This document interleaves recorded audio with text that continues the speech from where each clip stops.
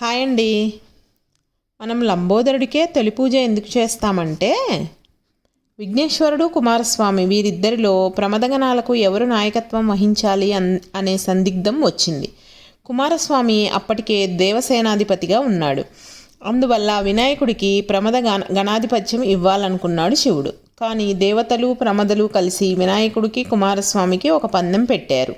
ముల్లాకాల్లోని తీర్థక్షేత్రాలను సేవించి ముందుగా కైలాసానికి చేరిన వారికే గణాధిపత్యం అని తీర్మానించారు. కుమారస్వామి తన మయూర వాహనంపై రివ్వుమని ఎగురుతూ బయలుదేరాడు. విష్ణువు సలహాతో వినాయకుడు శివపంచాక్షరి జపిస్తూ శివపార్వతుల చుట్టూ ప్రదక్షిణలు చేశాడు. దీంతో కుమారస్వామి వెళ్ళిన ప్రతి తీర్థంలోనూ క్షేత్రంలోనూ వినాయకుడు అతడికి తిరుగుముఖం పడుతూ ఎదురవుతూ వచ్చాడు. ఇలా విజయం సాధించిన వినాయకుడు గణనాయకుడుగా తొలి పూజలు అందుకుంటున్నారు. నా వీడియో నచ్చితే please like, share and subscribe.